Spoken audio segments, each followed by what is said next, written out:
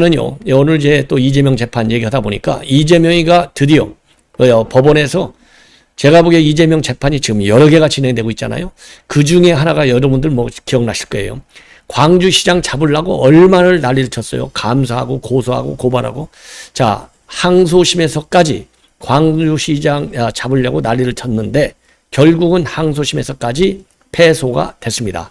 이거는 사실상 이재명의 패소라고 보여집니다. 예, 그래서 이 패소하게 된, 그래서 남양주시장 내년 4월 총선에서 이제 출마할 수 있는 것이 아닌가 이런 생각이 들고요. 그 다음에 이제 중요한 거 역시 정율성 사태가 계속 일파만파로 커지고 있는데요. 정율성에 관해서는 저도 여러 차례 여러분께 말씀을 드렸는데 오늘 지금 이 언론에서 나오는 내용을 보면은요.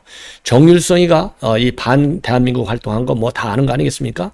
빨개 이런 거 다 아는데 서울까지 북한군이 쳐들어올 때 서울에 같이 정율성이가 쳐들어왔어요. 이런 인간을 갖다가 역사 공원까지 만들어서 기념해준다? 그것도 전부시 예산으로, 전부 광주시 예산을, 광주시 예산을 누가 냈어요?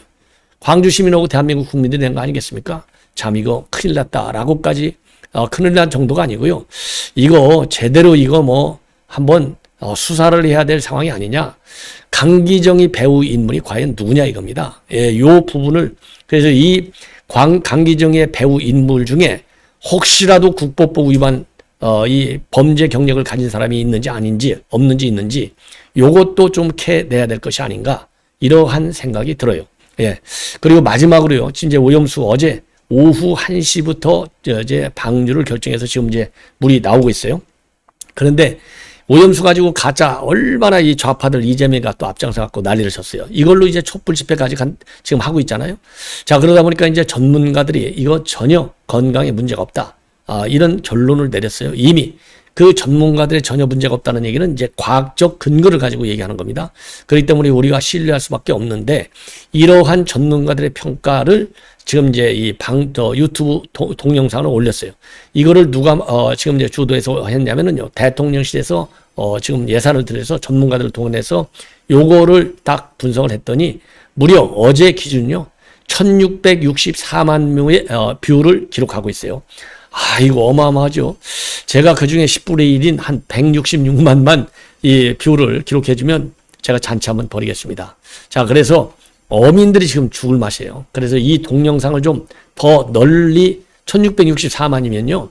대한민국 국민이 5200만이거든요. 그러면 어린 아이들 빼놓고 거의 다 본 거예요. 이 정도로 지금 이제 가짜 괴담론이 설 땅을 잃는다 하는 측면에서 상당히 의미가 있지 않나. 그래서 저도요. 본 제 방송 말미에 4분짜리를 이거는 제가 대통령실에서 협조할 필요 없잖아요. 홍보 영화니까. 예, 홍보 영상이니까. 그래서 제가 방송 말미에 올렸습니다. 여러분들 말미에 꼭 좀 들어주시면은 굉장히 좀 윤석열 대통령의 이 오염수 정책에 크게 기여하는 역할을 하지 않나 생각이 들어요. 예. 자, 그래서 이제 하나씩 말씀을 드리도록 하겠는데요.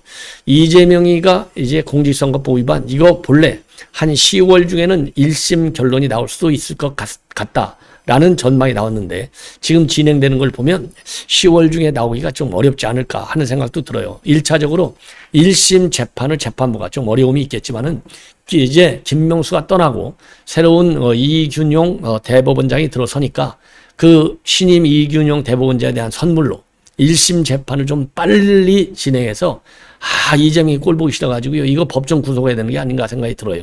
예. 자, 법정 구속을 기도하면서 지금 방송을 하도록 하겠습니다. 자, 그래서요. 이제 오늘 이재명의 재판 진행과 관련된 내용은 추후적으로 여러분께 이제 말씀을 드리도록 하겠고요. 자, 그다음에 지금 지금 이제 뭐죠? 그 대전에 있는 TJB 대전 방송하고 인터뷰를 했습니다. 자, 오늘 인터뷰를 했는데 이 인터뷰 내용에서 한 것은 나는 절대 사퇴 안 해. 이 폭탄 발언이나 마찬가지예요. 민심의 정면으로 이 반발하고 있는 양상입니다. 그래서 단합을 유지해서 내년 총선은 어떻게든지 반드시 이긴다는 게 주어진 사명이다. 그리고 그리고 또 10월 사퇴가 하게 되면 비대위를 구성한다는 말, 이런 거와 관련해서도 그런 전망이 많다라고 하는 기자의 질문에 대해서도 전망이 아니라 그냥 기대일 것 같다. 제가 78%라고 하는 역사에 없는 압도적 지지로 당 대표가 됐고 지금도 그 지지는 유지되는 정도를 넘어서 더 강화되고 있다. 이게 개딸들의 이 여론 조작이 아닌가 싶어요. 그리고 우리 지지자들과 당원들이 실망하거나 흩어지지 않게 해서 투표하게 하고 그걸 통해서 내년 총선을 어떻게든지 반드시 이기는 게 재개해야 할 중요한 일이다. 한마디로 참 민심과 법을 무시하는 현상이 아니냐. 법대로 집행이 되면 이거 법정 구속해야죠. 그리고 법정 구속까지 가기 전에 이번에 이제 백현동 사건 이거 구속재판으로 가야죠. 무슨 소리 하는 겁니까? 예. 그리고요. 내년 총선 때 승리 자신감 있느냐? 이런 질문과 관련해서는요. 결국은 거대한 민심이 선택하고 결정하는 것이다. 그래서 지는 거예요. 승리를 전망하기보다는 바람직한 상황을 향해서 정말 죽을 힘을 다하는 것. 그게 지금 저희가 할 일이다. 죽을 힘을 다하지 말고 영창에 가 앉아있어라. 영창에 가 앉아있어라. 그냥 직접 대놓고 얘기하지 않을 수 없어요. 지금 무르무르 읽고 있지 않습니까? 구속영장 딱 발부가 되는 게 뭐 200% 확실한 거 아니겠어요? 지금 백현동 사건만 가지고서도. 그 다음에요. 검찰과 관련해서 구속영장을 청구할 계획이라면 비회기 기간에 하라. 거듭 요청하고 있습니다. 그래서 지금요. 이제 언론 보도에서 저도 지금 이거 뭐 썸네일 좀 고쳐야 될 것 같기도 하네요. 의정농단이라는 말까지 생겨나고 있어요. 왜? 사상 초유로 이재명이라고 하는 이 범인을 이 쇼를 위해서 회기를 아예 닫아버렸어요, 문을. 그래서 26일부터는 이제 내일이잖아요. 벌써 내일 26일 토요일. 내일부터는 이제 비회기로 들어가는 거예요. 그래서 지금 쇼를 부리는 거예요. 대국민 상대로 쇼를. 예. 그러면서 말이죠. 예, 그러면서 방어하지 않고 영장 실질 심사를 받겠다. 부당하기는 하지만 언제든지 영장 청구를 하면 방탄국회는 소집하지 않을 것이니 얼마든지 하라. 이거는요. 이것만 보더라도 법을 무시하는 거예요. 회기가 왜냐면 지금 물리적으로 30일 날 나오라고 하는데 물리적으로 30일 날 조사받고 어떻게 31일 날 영장을 쳐요. 말이 안 되지 않습니까? 그래서 물리적으로도 정기국회 중에 영장을 칠 수밖에 없고 정기국회가 들어가면 헌법상 규정에 의해서 헌법에 의해서 반드시 개인이 나 영장 불체포 특권 포기할래 이런다고 포기가 되는 게 아니에요. 헌법이 이재명이 범죄인이 하는 얘기가 그게 무슨 의미가 있습니까? 그래서 반드시 이 체포 동의안에 대한 이 표결에 들어갈 수밖에 없습니다. 예. 이걸 노리고 이것이 이제 자기네들에게 정치적으로 계산했을 때 마이너스가 된다. 그래서 의정농단이라고 하는 어마어마한 프레임을 지금 걸어놓고 있는 겁니다. 자, 이 정도로 이제 말씀을 드리고요. 이번에는 남양주 시장과 관련해서 얘기하는 건데요. 1심, 항소심 모두 조강한 남양주 시장이 승소 판결을 내렸습니다. 그래서 이재명한테 괴롭힌 지난 2년간의 고통을 생각하니까 기가 막히다 이런 입장을 내놓고 있고 그리고 이미요 윤석열 대통령이 사면 복권 조치를 했어요. 그래서 내년 4월 선거에서는 남양주가 크기 때문에 가불병 셋 중에 어느 곳인가에서는 출마할 가능성이 상당히 커지고 있는데 이거야 뭐냐면은요. 지금 남양주 도시공사의 감사실장을 공모하는 것과 관련해서 이 감사실장이 변호사예요. 그러면 아무리 변호사 하더라도 공무원인데 그렇잖아요. 준 공무원이잖아요. 도시공사니까. 그러면은 변호사 업무는 안 해야죠. 변호사 업무를 하면서 감사실장 직무도 수행하는 거예요. 이거는 위법성이 충분하잖아요. 그러니까 이거 하지 말라 했는데도 계속 변호사 업무를 하는 거야. 이게 열받은 게 아니라 이건 준 공직자로서의 이 법규 위반이잖아요. 그래서 잘라버렸어요. 그랬더니 채용 비리가 있다. 그래서 난리를 쳐가지고 이거를 갖다가 이제 사실 이재명이 끄라풀 노릇이나 한 거나 마찬가지죠. 그래서 고발 조치했는데 1심에 이어서 2심에서도 전부 지금 신뢰할 수 그러니까 물적 증거도 없고 업무 방해 혐의도 성립하지 않는다. 그리고 채용 과정에 부정이 있다고 보기도 어렵다. 그래서 1심과 똑같이 항소심에서도 무죄가 선고됐습니다. 그래서 재판부 판결 내용을 보면은요. 공소사실에 대한 증거는 채용 당사자인 A씨하고 그다음에 조강한 시장의 정무비서였던 B씨의 진술뿐이다. 그런데 A씨와 B씨는 해임당한 분노로 피해의식이 있어서 기억이 정확하지도 않고 또 왜곡됐을 가능성이 충분히 있는 데다가 증거까지도 없다. 그래서 무죄를 선고했습니다. 참고적으로요, 이건 무슨 얘기냐면 2019년도 5월 달로 돌아가는데, 그 당시 이 남양주 도시공사 감사실장 공모 때 A씨에게 응모하라고 제안을 했고, 채용을 약속하고 담당 직원들에게 신속히 채용 절차를 진행하라, 이렇게 지시를 했어요. 이것이 도시공사의 업무를 방해했다. 이렇게 돼서 기소가 됐는데 1, 2심 모두 무죄 판결이 됐습니다. 예, 무죄 판결. 자, 이렇게 되니까 이 조광한 시장 감사실장으로 더 좋은 인재를 뽑으려고 했을 뿐이다. 부정은 전혀 없었다. 경기도가 수사를 의뢰했는데, 경기도가 수사 의뢰해서 이거는 누가 의뢰해요? 이재명이가 한 것이죠. 정치적인 문제가 있어서 정치적인 계산으로, 예, 이거 수사 의뢰를 한 겁니다. 그래서 이제 검찰로 넘어가서 지금 2심까지 진행이 됐다. 2심까지 진행됐으면 이제 끝난 것이죠. 예. 자, 그래서 지금 이제 요거를 보면은 명백하게 이재명과 관련된 재판 중에서요, 항소심까지 완벽하게 끝난 거는 딱 요거 한 건이에요. 예, 요게 제1호 이재명의 법정 패소가 되겠습니다. 그래서 지금 이제 남양주 시장과 관련된 사건에서 이제 패소 판결을 받았어요. 자, 그래서 이제 남양주 시장은 내년에 얼마든지 지금 뭡니까? 출마할 수 있어요.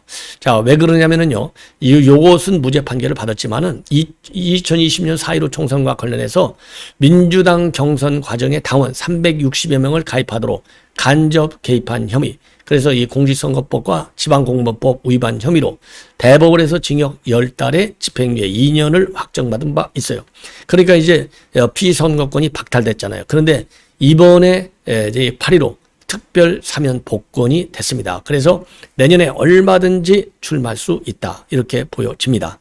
자, 그래서 이번에 이제 이번 소송과 관련해서 이 아까도 말씀드렸듯이 이재명 때문에 고통을 많이 받았고, 2020년도부터 이재명하고 여러 차례 갈등을 빚었고, 그게 도하 언론에 대서특필된 바 있어요. 그리고 이번 소송도 경기도의 수사 의뢰로 시작이 됐고, 아까 말씀드린 대로, 그리고 이건 완전히 이재명에 의해서 이재명이 만들어 놓은 억지다. 그래, 억지다. 요게 이제 다 아는 거 아니겠습니까? 자, 요렇게 해서 굉장히 2년 동안 고생한 거, 억울하다, 이런 입장을 밝히고, 특히 이재명 때문에 이 세상의 운명을 달리는 5사람이 떠오르는데, 얼마나 많은 사람이 목숨을 달리하고 희생을 당했느냐. 저도 그 멤버 중에 하나다. 그래서 저같이 이를 악물고 잘 버텼으면 어떨까 하는 생각 때문에 이 돌아가신 5명의 운명이 굉장히 아쉽다. 이러한 입장까지 내놨습니다. 예. 자, 이래서 이재명의 이번 이제 패소는요, 하나의 전주곡이 된다. 전주곡. 그래서 공직선거법 위반. 이거는 이제 뭐, 아까도 말씀드린 대로 잘만 하면 이제 10월 중으로 1심 판결이 내려질 수 있다. 이런 전망이 살살 나오고 있습니다. 자, 이거 반드시 뭐 이 패소 확실하죠. 패소가 문제가 아니고요. 제가 보기에는 패소는 아무 문제가 안 되고, 법정 구속을 하느냐 안 하느냐, 이게 과제일 것 같은데, 재수 없으면 현직 야당의 대표 도주 우려도 없어. 그래서 법정 구속은 또 방어권을 또 제한해. 이런 또 이상한 논리를 대는 판사가 이 판결이 나오면 참 큰일 났다, 이런 생각이 드네요. 바로 법정 구속해버려야죠. 예. 자, 이번에는 말이죠, 이제는 정율성 관련 뉴스를 여러분께 말씀을 드리겠는데, 정율성, 이게 이제 자료화면만 보셔도 돼요. 6.25 때요, 북한군하고 함께 서울까지 남침을 했어요. 그러다 보니까 정율성 거리에 지금 현수막이 올라와 있습니다. 정율성 공원 건립 절대로 반대한다. 그리고 정율성 우상화를 즉각 폐지하라. 왜? 중국 공산당은 아니냐. 그리고 인권 탄압 만행도 중국 공산당, 이거를 규탄한다. 그리고 지금 이런 정율성 공원 웬 말이냐. 이거야말로 이 찬양죄로 처벌하라. 이러한 지금 현수막들이 아주 쫙 정율성로에 지금 붙어 있습니다. 자, 그런데 지금 문제는 뭐냐? 정율성이가 말이죠. 지금 이제 이 문재인 정권 때 2027년 11월, 12월, 그러니까 중국에 가기 전에 12월에 이제 중국에 갔잖아요. 방중. 가서 이제 혼밥 챙겨 먹다가 왕신 나고 돌아왔잖아요. 이 문재인이가. 그런데 방중 가기 전부터 이거 정율성을 갖다가 독립유공자로 서훈을 해야 되겠다. 예, 훈장을 줘야 되겠다. 예, 유공자 인정을 인정해 줘야 되겠다.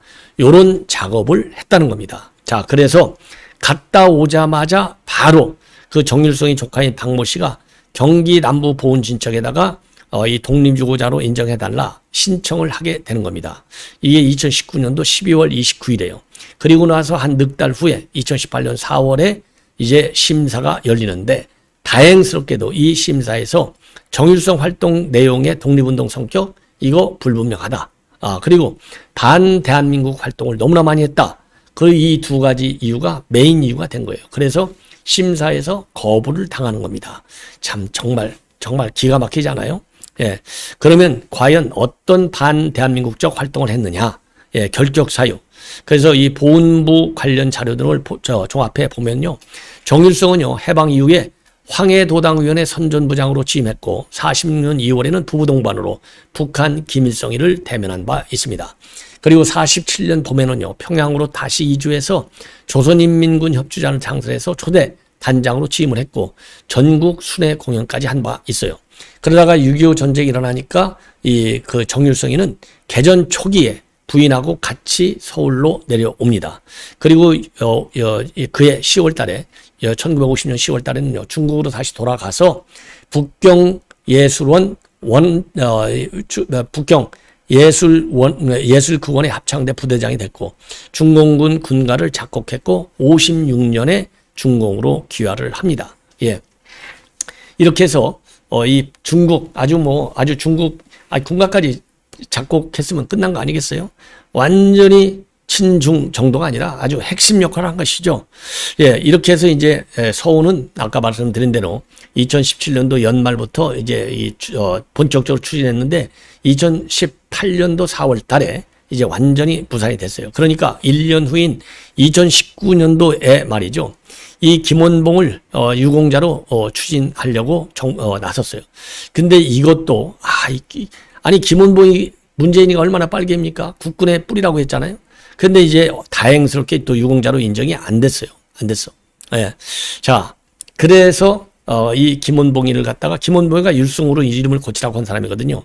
그래서 이제 이 정일성이 유공자가 안 되니까 김원봉이를 또 이 유공자로 추대하려다가 이것도 이제 실패를 하게 되는. 그러니까 얼마나 문재인이가 아주 꼼수에 꼼수를 부려갖고 철저하게 김원봉과 정일성 이런 사람들 그야말로 이 친북 빨갱이들을 갖다가 유공자로 인정하려고 하는 그럼으로써 대한민국의 정체성을 짓밟으려고 했는지 이해가 되지 않는 상황들이 생긴 거예요. 더군다나 이제 어떤 정도냐? 지금 이제 아까 말씀드린 대로 공원 만든 것은 뭐 다 아시고요. 지금 16회 광주 성악 콩쿠르 대회가 진행 중에 있는데 여기에서 말이죠. 여기에서 지금 이 정율성이의 곡까지도 지금 부르는 이 세션이 있는 거예요. 참 기가 막히죠. 12곡을 이번에 이제 본선 일부에서 정율성을 가곡 12곡 가운데서 한 곡을 부르도록 딱 규정이 되어 있다고 합니다. 자, 12곡 가운데는 군가나 행진곡은 포함되어 있지 않다고 그래요. 유일하게 중국 유명 항일 가곡이 된 예난송 같은 정율성의 대표곡이 포함되어 있다고 해요. 야, 이거 참 큰일 났습니다. 예, 그래서 정율성이를 이제 정율성의 음악마저도 이제 아예 대놓고 콩쿠르 대회에서 불러 제끼는 이런 그 현상이 지금 광주에서 일어나고 있어요. 예. 그리고 이 콩쿠르 홈페이지에는 정일성을 얼마나 이게 미화를 시키고 있느냐. 13억 중국인의 가슴마다 아로 새겨진 중국 인민해방군가의 작곡가다. 이렇게 소개하고 있고요. 1990년 베이징 아시아 경기 개막식 첫 프로그램. 그리고 2000년 6.15 공동선언 당시에 김대중 대통령과 김정일 위원장의 역사적인 첫 만남에 울려 퍼진 곡이 모두 그의 곡이었다는 사실은 중국과 북한에서의 그의 음악적 위상을 잘 대변해주고 있다. 요렇게까지 지금 이 홈페이지에서 콩쿠르 홈페이지에서 띄워주고 있어요. 홍보. 예. 자, 그러면 김원봉이는 또 어느 정도냐? 국군의 뿌리라고 얘기했던 문재인. 야, 그러니까 이걸 보시면은요. 맨 앞줄서부터 쭉 제가 전준태, 김채, 홍명희, 김일성, 박해정 여기 김일성 있는 거 다 보이시잖아요. 예. 그리고 뒷줄 중간쯤에요. 동그라미. 이게 김원봉입니다. 김원봉이가요. 북한에서 국가 검열상까지 지낸 사람이에요. 이러한 인간을 갖다가 국군의 뿌리라고 얘기하는 문재인.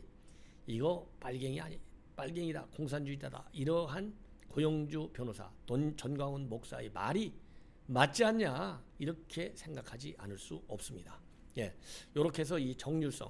제가요, 이 정율성과 관련해서는요, 참 제가 지인들로부터 많은 이 문자를 받았어요. 많은 문자를 받았어요. 그래서 지금 이제 우리 정일성 소란과 관련해 가지고 이 논란과 관련해서는 우리 이제 이 보수 우파들 또 이런 분들이 굉장한 지금 뭐라 그럴까요? 울분을 토하고 지금 격분하고 있습니다. 그래서 요럴 때 우리 이제 군에서 뭐 대수장도 있고 그 다음에 뭐 이 관련 우파 단체들이 많이 있지 않습니까? 요런 데서 말이죠. 대대적인 비판 성명문을 연쇄적으로 좀 내놓을 필요가 있지 않나. 그리고 지금 이 누구죠? 이 강기정이 사무실에 아주 방문해서 그 앞에서 아예 피켓 시위라도 해야 될 것 아니냐. 이런 생각이 또 듭니다. 그래서 이번에 반드시 이 정일성의 기념공원 만드는 거는 반드시 조치를 해야 될 것이 아닌가. 이렇게 생각이 들어요. 예. 자, 마지막으로 말이죠. 이 오염수 영상 하나를 전해드리겠습니다.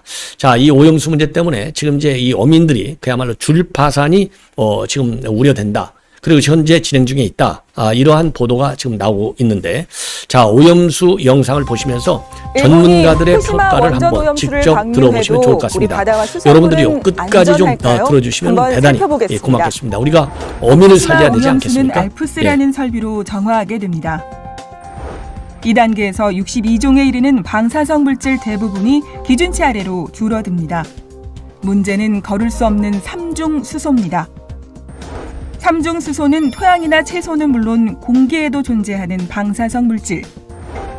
먹어도 기준치 이하면 인체에 별 소리 잘 영향이 들리십니까? 없습니다. 소리 잘 들리시면은 해수와 섞어 한번 일본을 좀 써주시죠. 이 소리가 조금 잘 안 들리셔서 좀 불편하신 분들이 많다고 그래요. 갑자기 소리가 또 안 들린다고 그러는데요. 마이크를 제가 다 정리를 하고서 또 했는데 죄송합니다. 소리가 잘 안 나옵니까? 이거 이상하네요. 이거 뭐 세팅 어제 최고 수준으로 지금 올려놨는데 지금 어떻게 잘 들리십니까? 하지 않으셔도 됩니다. 오염수가 방류되는 후쿠시마는 우리나라 소리가 잘 들리면은 일본을 한번 소리가 잘 나온다고 또 나오는데요. 그거 참 이상하네. 이거 참 지리적 관점으로 이게 보면 밑에도 이게 잘 돼 있는데 잘 나와요 이제는? 참 죄송합니다. 이게 제가 이 마이크 이 선을요. 제가 이렇게 방송하다가 손을 좀 대는 정도가 됩니다. 그래서 그 물이 돌려면 4, 5년이 걸리죠. 우리나라는 가깝지만 해류상으로는 가장 먼 곳에 있습니다. 해양과학기술원의 시뮬레이션에 의하면 방류된 오염수는 쿠로시오 해수를 고맙습니다. 따라 일본자 나오는 거 보니까 잘 들리고요. 그리고 이 전문가 방송 소리도 잘 들리죠? 그리고 4년 뒤 마지막으로 일본 남쪽과 우리나라 남해안에 올 것으로 예측됩니다. 하지만 온다 해도 3중 수소는 완전히 희석돼 일반 바닷물과 똑같다는 게 전문가들의 분석입니다.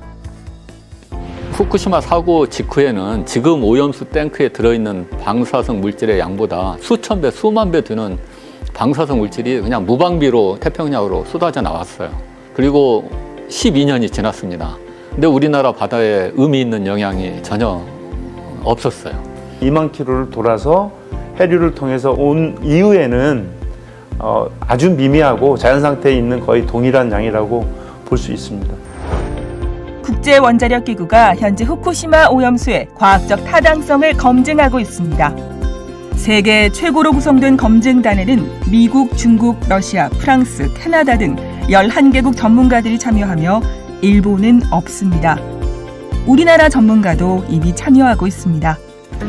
일부에선 국제원자력기구 분담금을 많이 내는 일본의 영향력이 우려된다고 지적합니다. 그러나 내가 전 여국이 아니고 전 분담금을 가장 옥편입니다. 많이 내는 나라는 미국이고 그 다음은 중국입니다. 그래도 방사능에 노출된 수산물을 먹을지 모른다는 우려는 있기 마련입니다. 실제는 어떨까요?